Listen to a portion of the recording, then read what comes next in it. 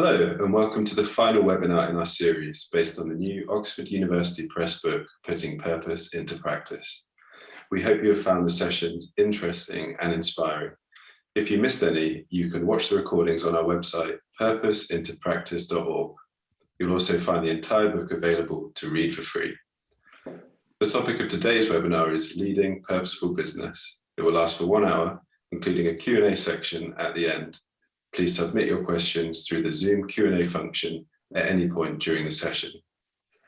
A date for the postponed webinar on the roots of the Economics of Mutuality at Mars has yet to be finalised. We will share the details via email in due course. We would also like to take this opportunity to invite you to the 6th annual Oxford Economics of Mutuality Forum that is taking place between 30th of November and 2nd of December. The theme will be Putting Purpose into Practice for this decisive decade. Online access to the forum will be available wherever you are located. Visit the website eomforum.org to find out more and pre-register. I will now hand over to the book's co-editor, who will introduce you to today's speakers. Bruno Roche is EOM founder and executive director and former chief economist at Mars. Thank you.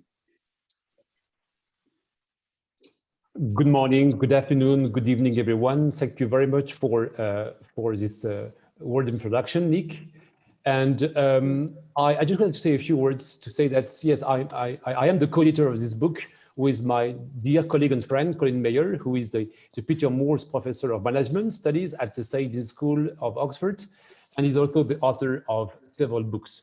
The book we are presenting today represents the culmination of 15 years of in-depth research with Oxford and other academic institutions and business practices with Mars, but also other multinational corporations. It started within Mars in 2007 with a question that came from the board, and the question was, what should be the right level of profit? This thinking actually gathered further momentum since 2014 when Colin and his team at Oxford have joined us, and we created together what is called today the Oxford Economics of Mutuality Lab. Very happy to welcome you all to the last series of this webinar to launch the book. So today we want to continue to speak about purpose. Purpose in business, or rather achieving purpose in business, which is the highest aspirations of any organization and individual. It is our argument that most successful businesses are driven by a sense of purpose that transcends self-interest, a sense of purpose that transforms performance by creating a mutuality of benefit among all stakeholders. And it is our argument that the real issue is not the holding of purpose, but it is, in a sense, putting purpose to practice. And over the last few weeks, we had several webinars. The first one focused on the definition of purpose. Then we had a second webinar, which was about the enactment of purpose, especially through the understanding of the ecosystem that surrounds the business ecosystem, the business strategy. And then we talked about the measurement of purpose through a number of new metrics and accounting approaches. Then we had a webinar on the role of investment and the power of investment to achieve purpose. And we also had the last webinar was the role of management education in achieving purpose. And today we are talking about the importance of leadership. So having purpose and not putting it to practice is in a sense being like a man who looks in a mirror and sees himself as he is. He takes a good look at himself and then he goes away and at once forgets what he looks like. So it is our real argument today that the essence of modern economics is a battle for purpose in a world of confusion. Not just having purpose, but making it that purpose so real and at every level of the organization, especially when the odds are so resolutely stacked against you. This is the objective of the Economics of Mutuality, completing capitalism, transforming the economic system by creating a mutuality of benefit among all stakeholders. So it is my great pleasure to welcome you in this last series of webinars and for this book that focuses precisely on leading purposeful business. We have assembled a great panel today of thought leaders from business, but also from academia, with an incredible track record to put purpose into practice in large organizations. We want this session to be as interactive as possible, and we want to offer at the end of the webinar enough time for questions and dialogue. As the philosopher said, truth starts with two people. I now hand over to Nadia Terfous, who is my colleague and also the new managing director of EOM Solutions, which is a management consultancy of Economics of Mutuality. Nadia joined the Economics of Mutuality movement last year from McKinsey, where she was a partner in the Geneva office in Geneva, Switzerland. Over to you, Nadia. Thank you, Bruno. It is a pleasure to be here with you today. We have the great privilege to welcome Isabelle Kocher and Hubert Joly in this session today. And though they have evolved in different sectors, they share several characteristics in common. The first one is they have an impressive career path and have been CEOs of very large organizations. The second one is they believe that the purpose of a company is not to make money, but rather to contribute to the common good and serve its stakeholders while making money as a result. The third one is that they had to take bold decisions in their career to put purpose into practice for themselves and for their organizations. The topic of today is leading purposeful business, and the idea is to explore that topic through their personal experiences and personal journeys rather than get back to the reasons for system change. Let me introduce both of them before I hand over to them. So Isabelle Kocher is the president of Les Entretiens de l'Excellence, the Interviews of Excellence, an association which has supported 60,000 young people in their orientation up to now. And she's also the coordinator of the Inclusive Economy Actions in the context of COVID-19 of the Simplon.co Foundation, a network of not only for-profit startups which use digital technology as a lever of inclusion. She also recently contributed to a report by a French think tank of legal practitioners, Le Club des Juristes, on integrated CSR. And before that, she was successively CFO, CEO, Deputy CEO, and CEO of ENGIE, a global energy player, 170,000 employees and $60 billion revenues, that is also very committed to accelerating the energy transition. Thank you, Isabelle. Hubert Joly is a senior lecturer at the Harvard Business School on topics that relate to the enactment of purpose. Hubert has just published a new book, The Heart of Business, a leadership principle for the new area of capitalism, where Hubert defends the idea that, I quote Hubert, purpose and human connection constitute the very heart of business. Hubert also holds different board positions, e.g. with J&J and Ralph Lauren. And before that, Hubert was the chairman and CEO of Best Buy, a consumer electronics retailer, 125,000 employees and $45 billion in revenues, with which Hubert embarked on a journey to enrich customers' lives through tech. My first question goes to Isabelle, and before we dive into the core topic of today, I think it would be interesting, Isabelle, to hear your thoughts on the impact of the global pandemic in terms of challenges and opportunities for a more responsible and inclusive capitalism.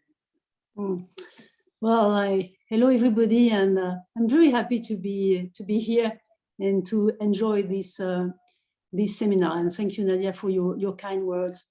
Well, I believe this pandemic is an opportunity. I really believe that. It seems strange to say that today, but I believe so. I believe this is an opportunity for a shift in worldviews and a shift in mindset. And it's probably a safe assumption to make that most of us in this audience, we are longing for this mindset change to happen. We all know that this is needed, but we also all know that this is not to trigger that change. It's not just a question of intellectual understanding. It's more about emotion. It's the instinctive part of our brain that is at stake, the croc brain. the brain that is expected to make us running when we are collectively in danger. And the fact is that it works this way. Your croc brain cannot be efficient vis-a-vis a danger you never experienced. And here is the point vis-a-vis this pandemic, in my view, that is to say that we have all seen these apocalyptic pictures of thousands of corpses being burnt. And I believe this is, there is a before and there is an after. And I believe we all experienced directly the irreparable, the unpredictable in our daily lives. So here is where, in my view, pandemic make something really, really different. And probably the greatest challenge we have in front of us is to keep that feeling alive and to make this feeling leading towards real change in behaviors. And this change is for all of us. It's not just for the, for people leading big organizations or governments. It's really, literally for all of us.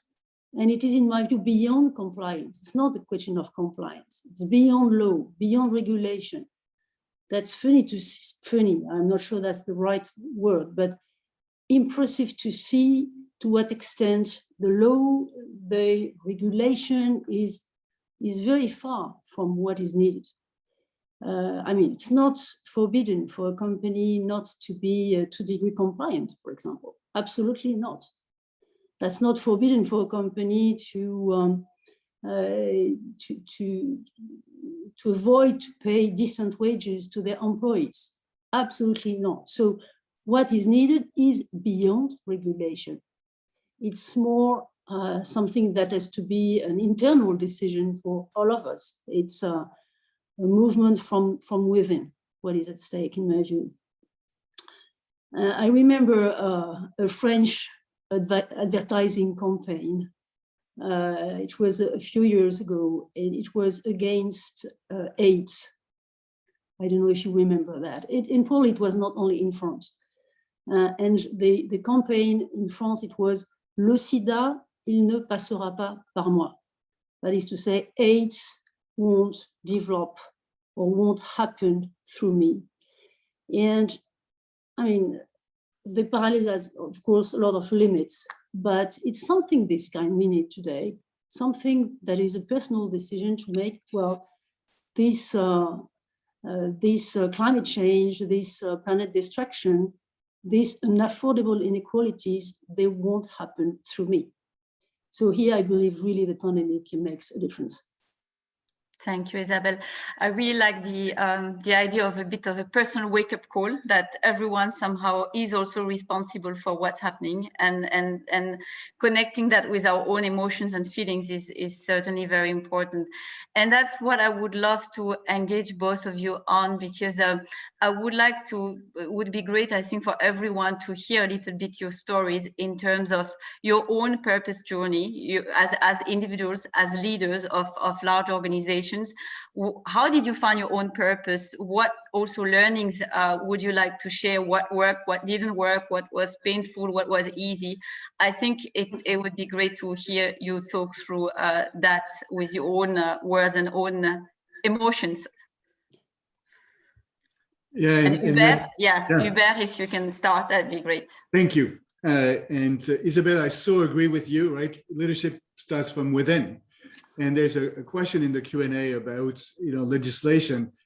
My view is that, with the current corporate frameworks in Delaware or Minnesota, where I've been based, you can absolutely lead from a place of purpose. There's absolutely no obstacle. We don't need legal reform to make this happen. It would be helpful, but we don't need to start for this. To your question, Nadia. So, like everybody, I've been on a leadership journey with several milestones. So if you rewind back 30 years ago, so if you can imagine a younger Hubert, I remember being asked by two of my friends who are monks in a French religious congregation to work with them to write a couple of articles on the philosophy and theology of work. In other words, this question is, why do we work? Is work a curse or punishment because some dude sinned in paradise? Or is it something we do so that we can do something else that's more fun, like go on vacation? Or is work part of our calling as human beings, part of our quest for meaning? And I believe personally that, but it's a choice, right? That in each one of us, there's a desire, a burning desire to do something good in the world and to others. I love the Lebanese poet Khalil Gibran, who said that work is love made visible.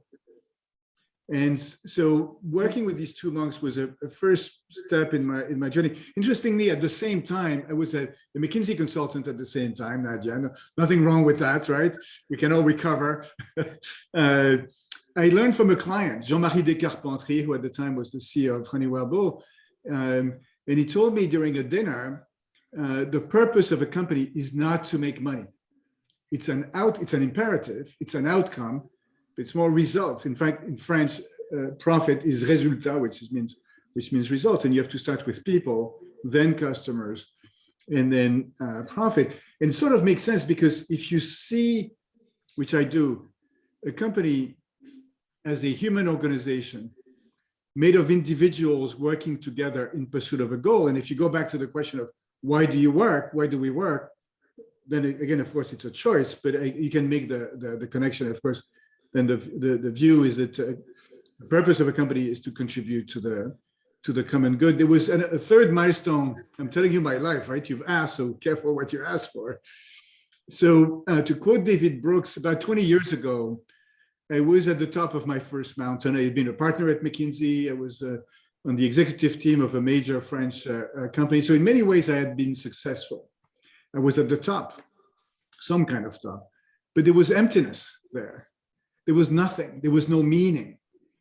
And so that led me to revisit my life. And I did the spiritual exercises of Ignatius of Loyola, the founder of the Jesuits, of course, to try to discern my calling and really decide what was important in my life. And again, you can connect this to business because, at Harvard Business School, when we have a workshop for new CEOs, we ask them to write down their retirement speech, which is such a great exercise. Or you could go one step further and write down your eulogy. What do you want people to say, when you're not here to listen to what they're going to say?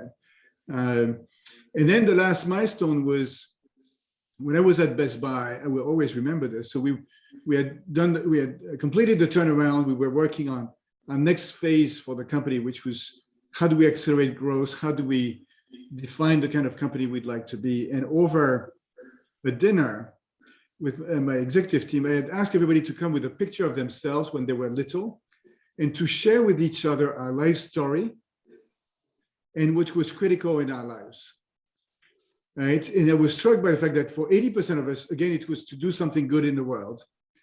And there was a couple of exceptions who didn't last on the team. They devoted themselves out of the island. But that gave us the energy and the desire to use the platform we had, which was Best Buy, to make a positive difference in the world and to really make our purpose as a company, which is to enrich lives with technology, come to life. And so that's 4 milestones in my journey.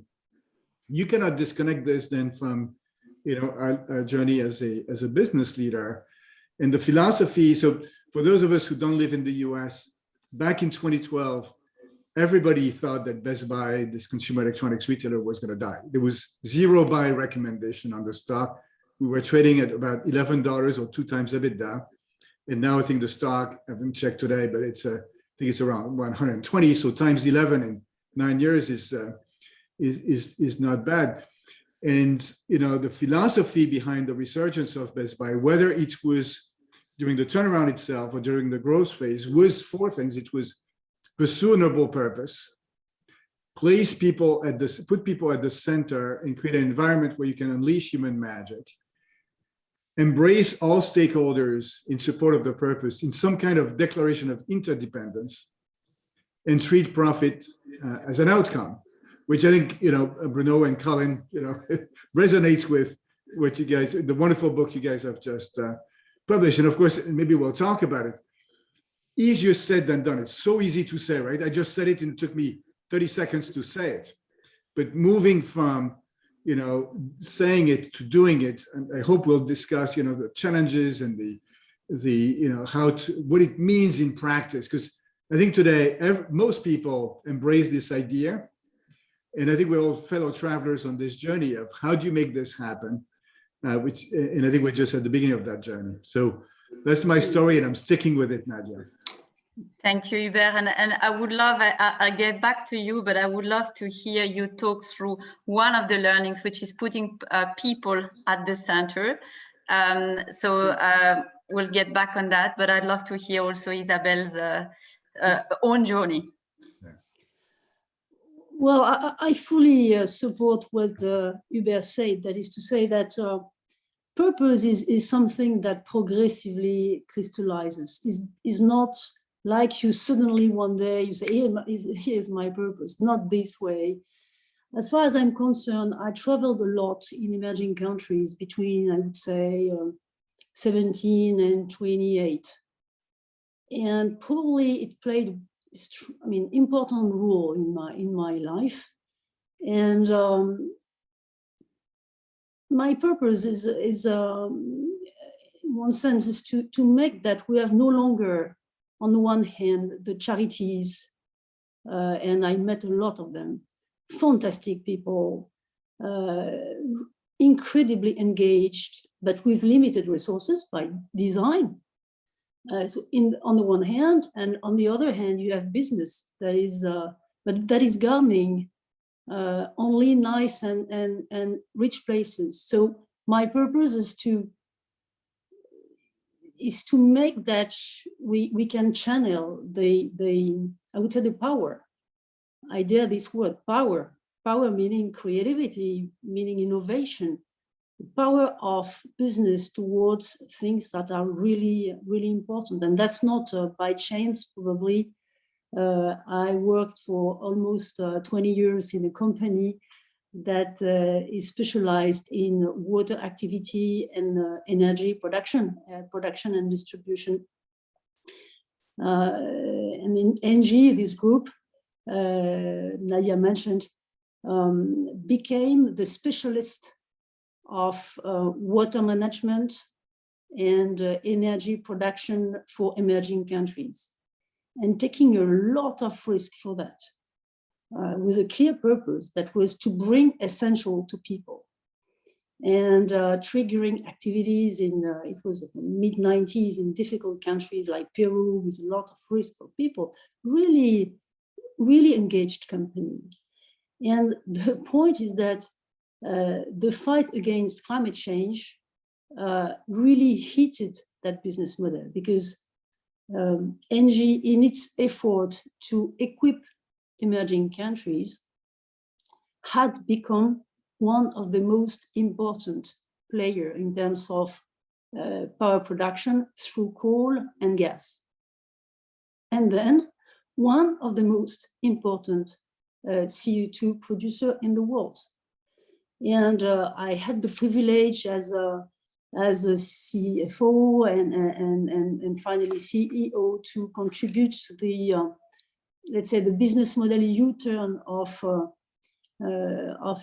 this company. And it was a huge industrial challenge, of course, first of all, I would say, because we had to quit our field of excellence, the one on which we had developed a lot of partnerships, a lot of know-how, a lot of credibility, a lot of profitability too, and to acquire capabilities in fields that were absolutely new for us. We had no renewables at all, for example. So it was an industrial challenge, huge one. It was a challenge vis-à-vis our organization, because, and this is an important point, I believe it's not specific to ENGIE, the fact that we need to manage this change very close to territories. In this specific case, to find the right way of this transition, the right pace, the right technologies, of course, depends on the energy resources of the country, on the critical needs of this country. And this is a huge challenge for a big organization, because we had to decentralize massively the leadership. And for a group that is as a lot of big organization and especially listed companies, to organize that decentralization was really, really a challenge. But in my view, this link with territories is something that will grow in the future for each and every company, because common good is local, in fact, concretely. And finally, it was a huge financial challenge. When we started this U-turn, we were already in bad shape, financially speaking. I remember one figure, you know, -9%.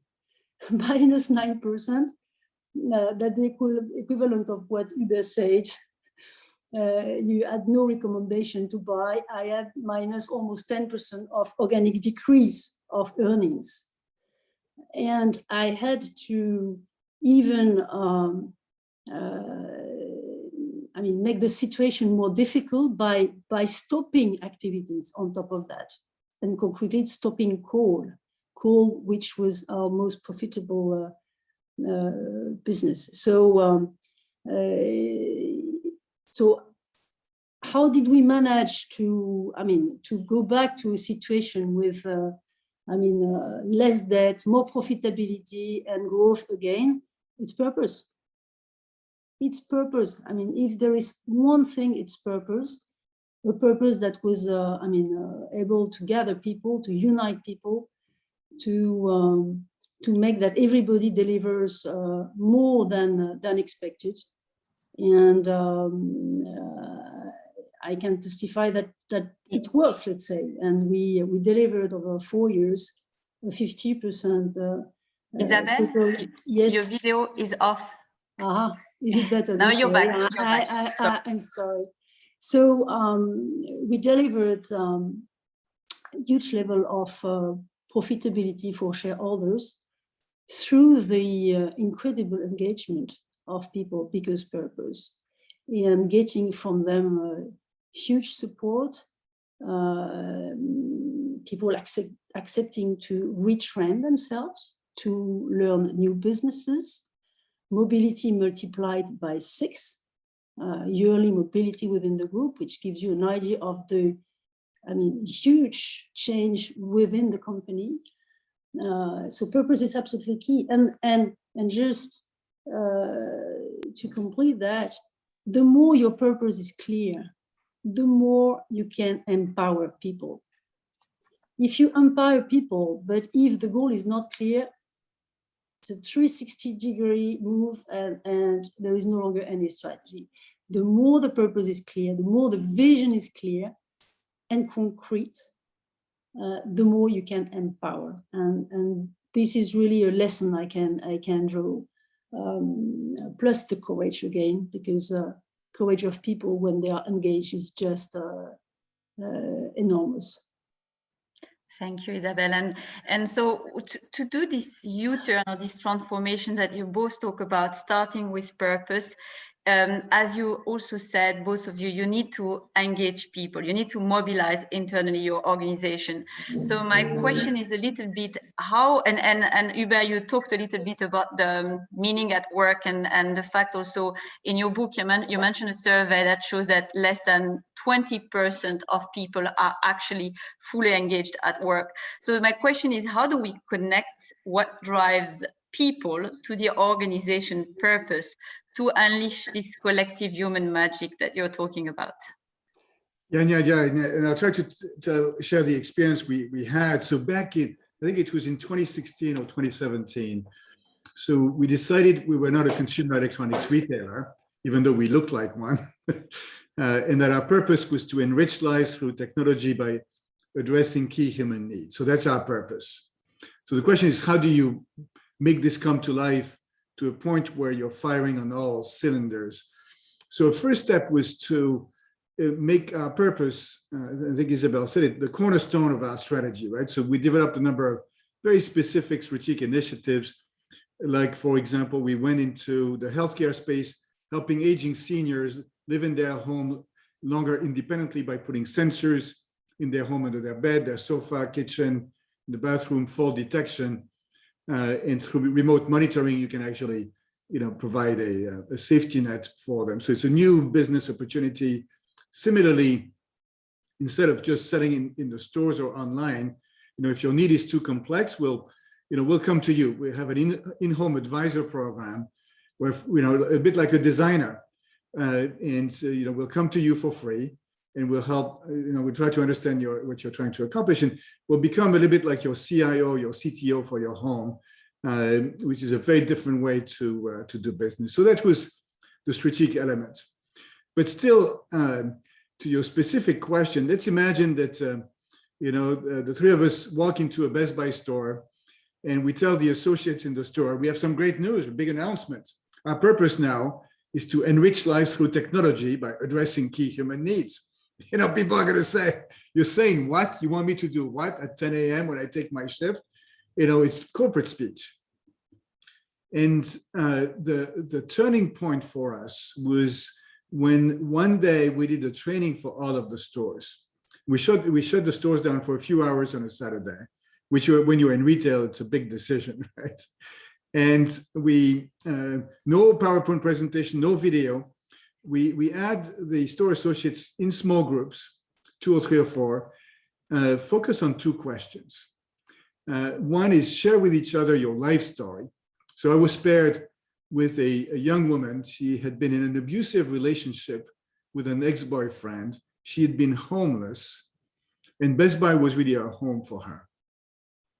So you can imagine the tears, and first, all of a sudden, I don't see her as an employee, or not just as an employee, but as a human being. So similarly, share with each other, the story of an inspiring friend you have in your life. All right. Hopefully everyone has one. If people on the webinar don't have one, see us after class. We'll try to be an inspiring friend for you. So for me, it's my older brother, Philip. He's very engaging. He's a wonderful guy. And so what we're going to try to do now is we're going to try to treat each other and the customers as human beings, not walking wallets. And we're going to try to be inspiring friends for each other and for the customers. Now, everybody can get this. Now, of course, you do the training, and if the environment has not changed, then nothing happens. And I think that, putting purpose into practice, which is the title of Bruno and Colin's book, is then about creating the environment in which you can unleash that human magic. And for me, it starts with connecting dreams. And that's something we rarely talk about at companies. But in the same way that in my executive team meeting, we talked about our dreams and the meaning of our lives, let me take a very concrete example. There's a store general manager in Boston. He would ask every one of the 100 associates in his store, what is your dream? Right? At Best Buy, outside of Best Buy. Okay, write it down in the break room. And my job is now to help you achieve your dream. Right? And I think that this idea of purpose, you can see it top down, I'm going to communicate it and expect people to embrace it. It only has some potential.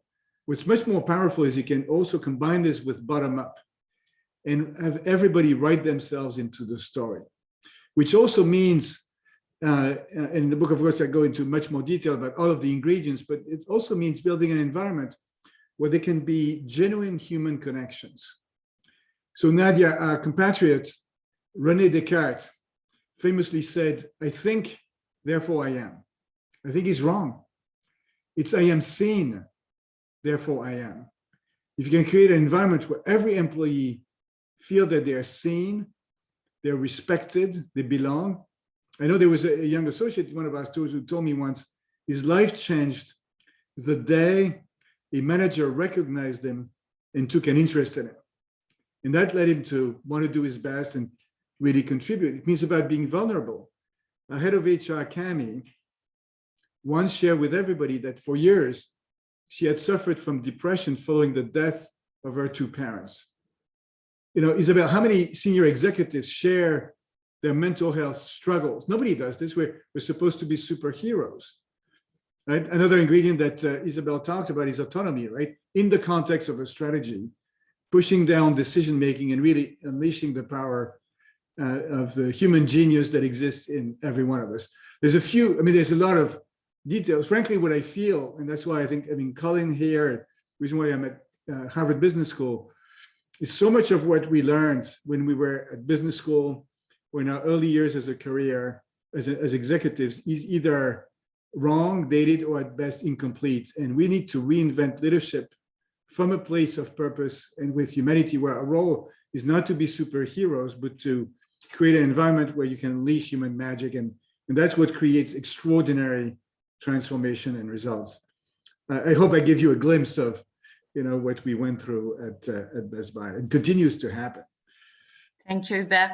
And to the point of, I very much like the point around producing a genuine human connection. And my question for Isabelle and also for you, Hubert, is, well, if you want this to happen, I guess you also have to role model it. So as a leader, so you also have to be authentic, genuine, maybe vulnerable. So my question is around, what are the qualities that you think are needed as a purposeful leader, and that are not necessarily the ones that are taught in business schools? Isabelle, you want to start? You need to unmute yourself, Isabelle. Yes, working.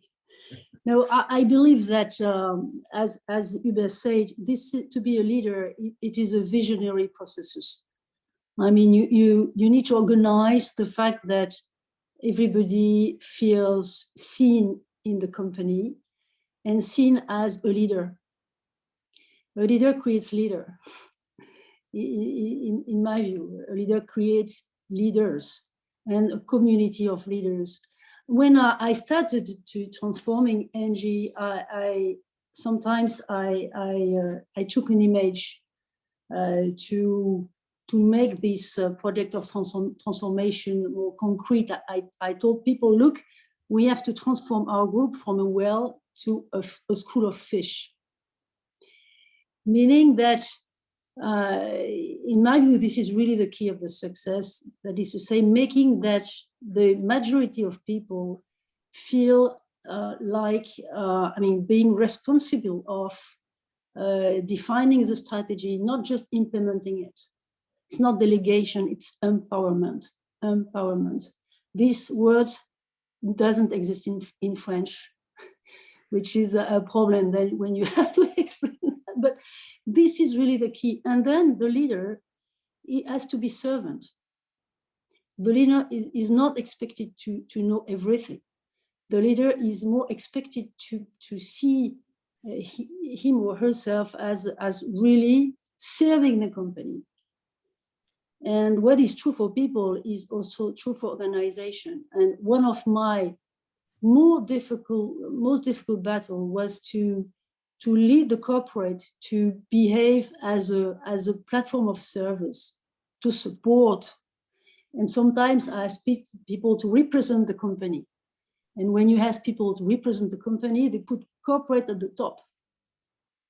I said, no, corporate is not at the top. Corporate is at the bottom. And what is at the top are the business units of the company. So I would say servant would be my first word.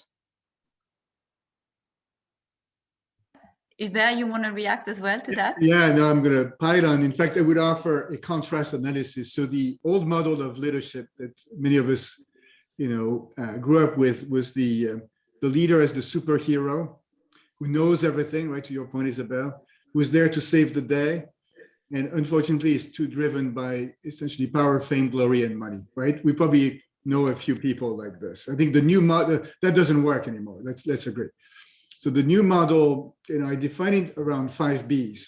It's the purposeful leader. The first B is to be clear about your own purpose, what drives you as a human being, being curious about the purpose of people around you, and then being able to connect individual purposes and the company purpose. It's about being clear about your role as a leader, which is not to, be the smartest person in the room and solve everything and know everything. Is to create an environment that can unleash human magic. Mm-hmm. To your point, Isabelle, it's about being clear about who you serve. I told the officers at Best Buy, if you believe you're here to serve yourself or your boss or me as the CEO of the company, I told them it's okay. I don't have a problem with that. Except you cannot work here. We're going to promote you to being a Best Buy customer, we'll take good care of you. It's going to be fantastic. But on the other hand, if you're here to serve the frontliners in the organization, then we're good. Being values driven, so integrity is of course foundational. And then maybe the hardest one is be an authentic leader, be vulnerable, be yourself, your full self. For too many years, I know I was cutting off my head from the rest of my body. And one of the things we've learned during the pandemic is that we need to lead with all of our body parts, right? Not only our brain, but also our heart, our soul, our guts, our ears, and our eyes, and be able to say, my name is Hubert and I don't know. My name is Hubert and I need help, which is again the opposite of the old leadership model. But this is what it takes then, I think, to create the kind of environment that can help put purpose into practice and unleash that human magic. So I think all of us are travelers. Along the way, I needed help to get better at these things. Lots of questions, but before I open up to questions, I would like to know, you've already done a lot, but what is your next journey to both of you? What's your next battle somehow? And maybe Isabelle, you can start. Well, I'm a strong believer in Europe. I believe that in that change we are trying here to describe, Europe has a special role to play. I mean, and it's not against our friends from America or China or wherever.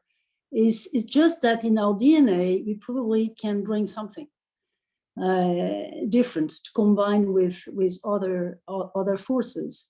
And then my commitment is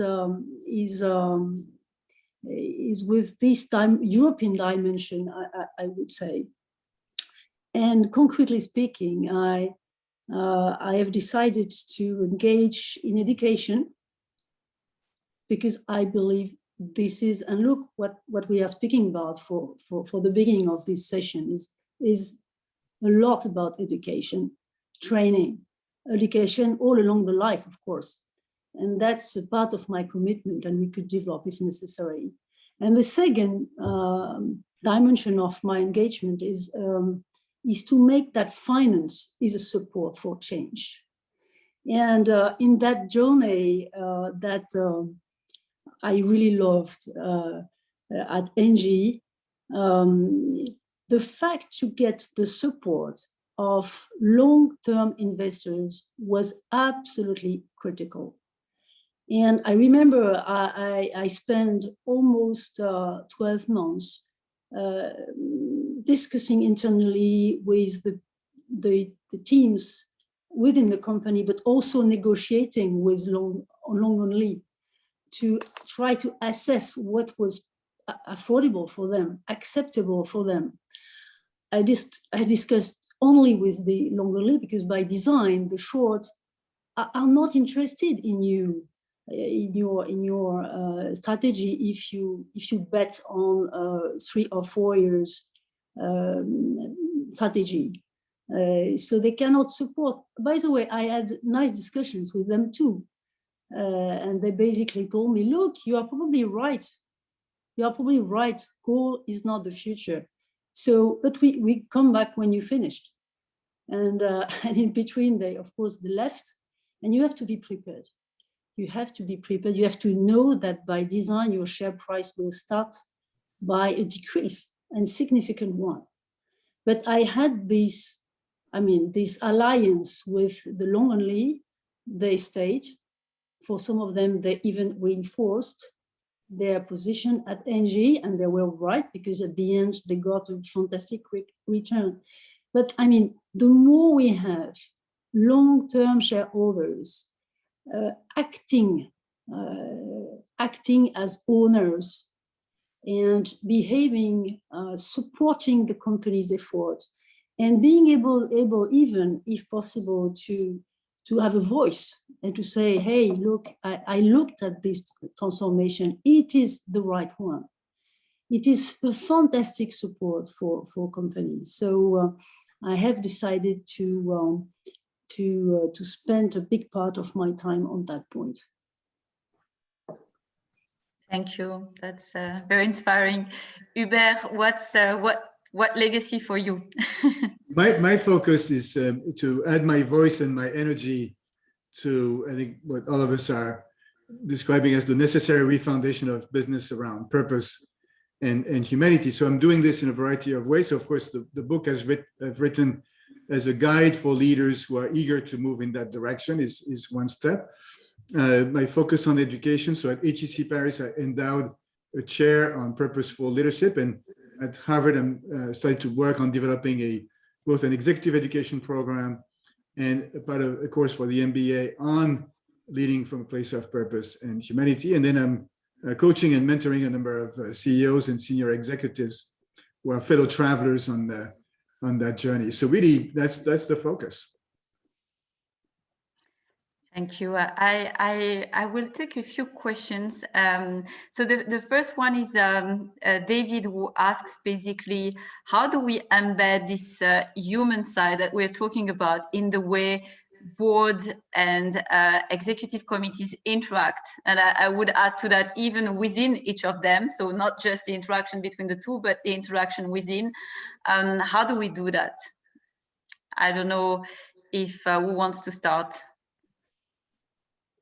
Well, I think that, maybe I'll start. And the most important decision we make in business is who do you put in positions of leadership? So it starts with building a board and an executive team with leaders who, have this philosophy. They're going to have a diversity of perspectives and experiences, but who share this philosophy. And then you make it a dialogue.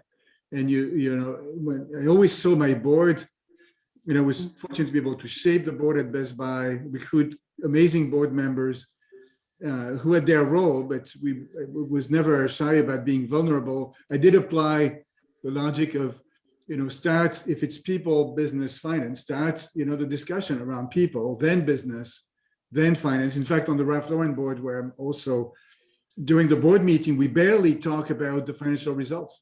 It's been dealt with in committee.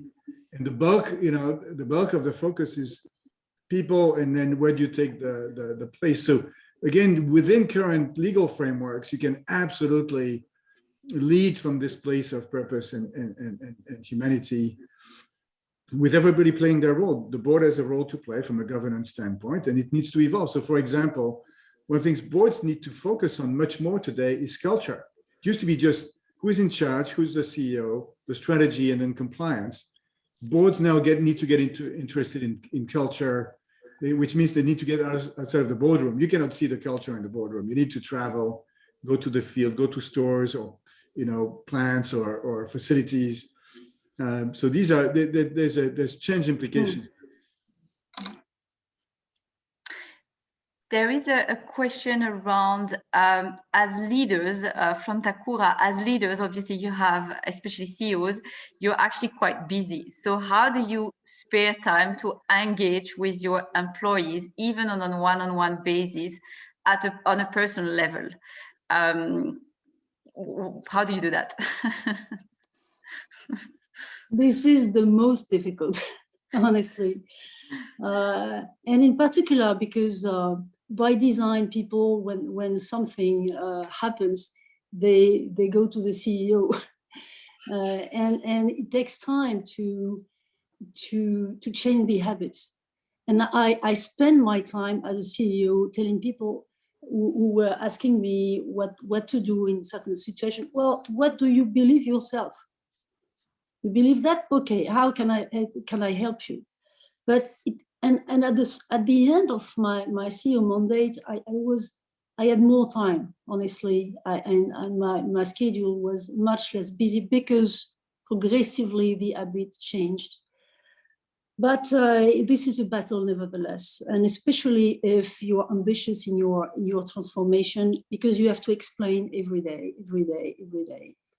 and explain every decision, and be sure that the decision you make is consistent with the purpose. Because, and especially if the transformation is difficult, the day you make a decision that is not understood, the day people, they can believe only 1 second that purpose is bullshit, you lose a lot. And then it was my obsession to make that each and every decision was understood. Why do we sell this business? Why do we close this plant? Why not selling the plant? Why this development? Why this country?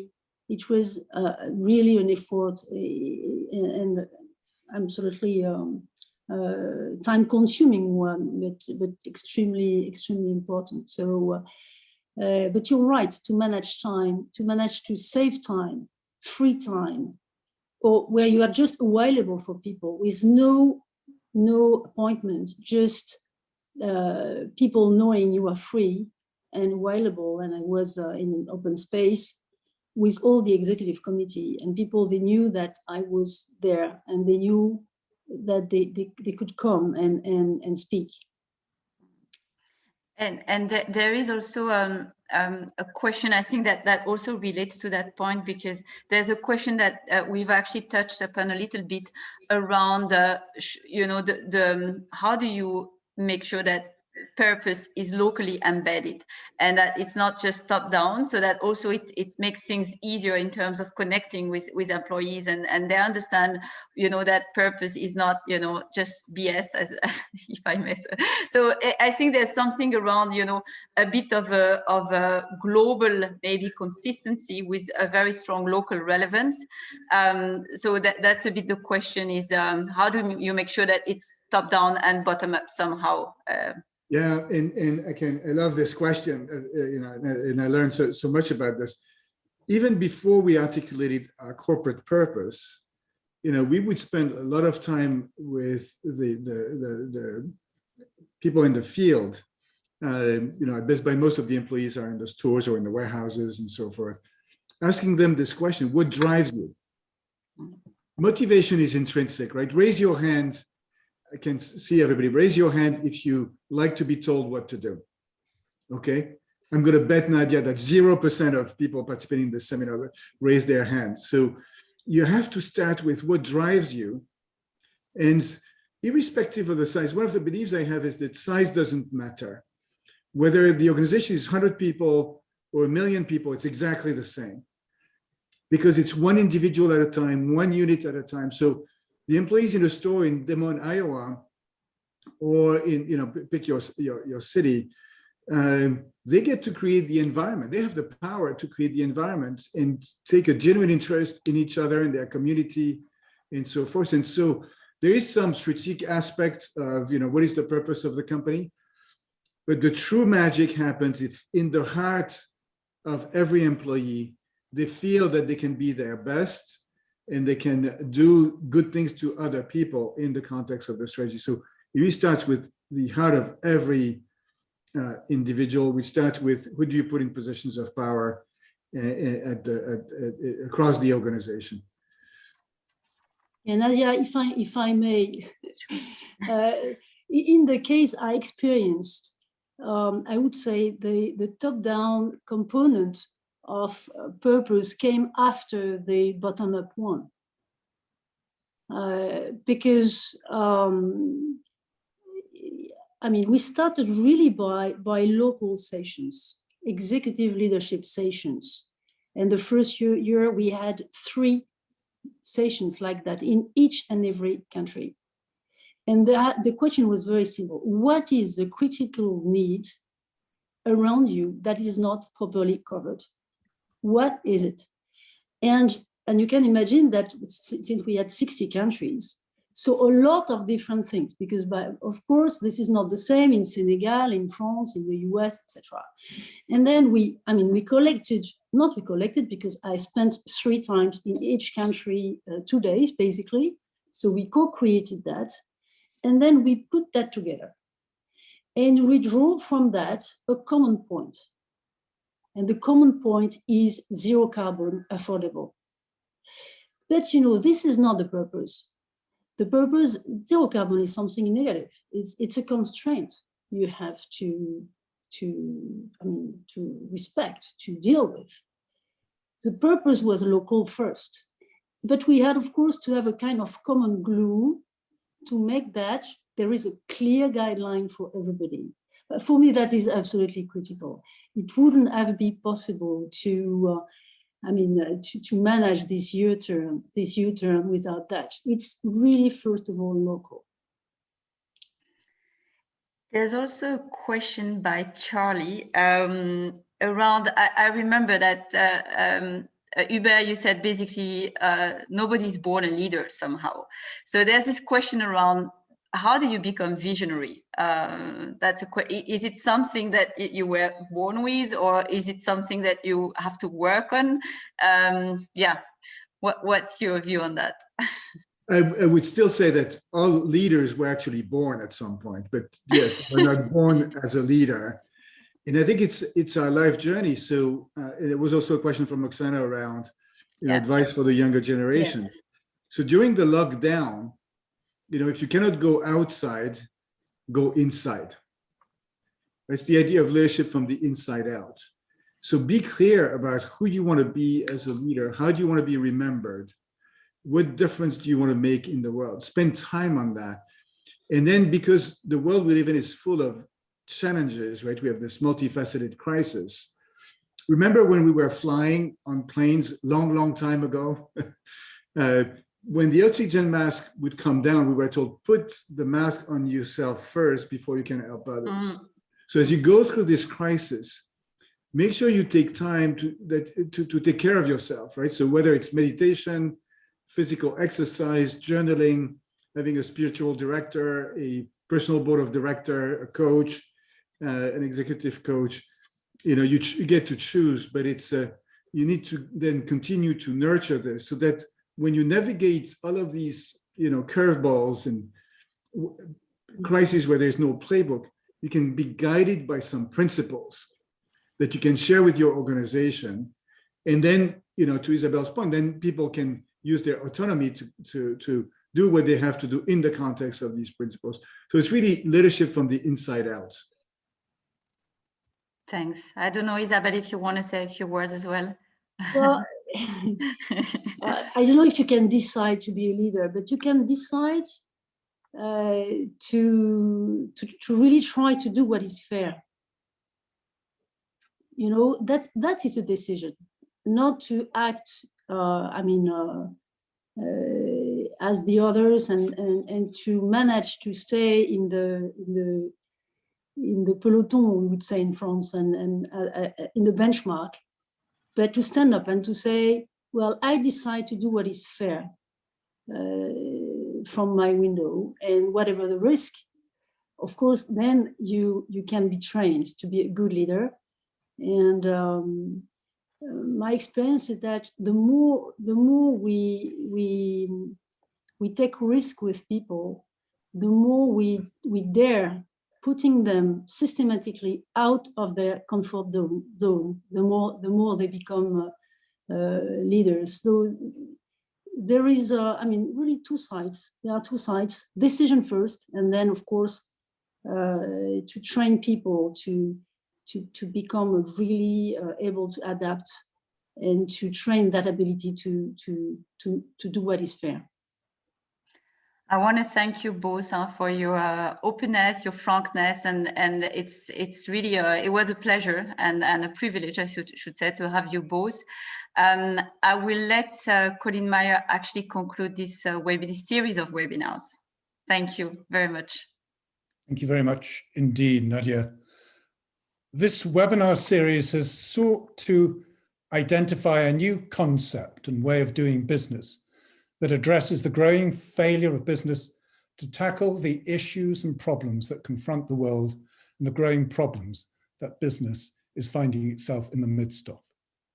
The source of that problem is an incorrect conception of the nature and purpose of business.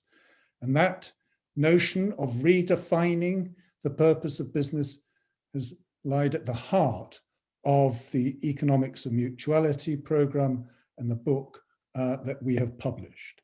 We've heard in these sessions, first of all, about the urgency of the agenda of putting purpose at the heart of business and ensuring that the principles of the Economics of Mutuality are used to embed purpose in its core activities. We've heard how to do that in practice and how the adoption of meaningful challenges and solving the problems of people and planet profitably can be implemented in organizations.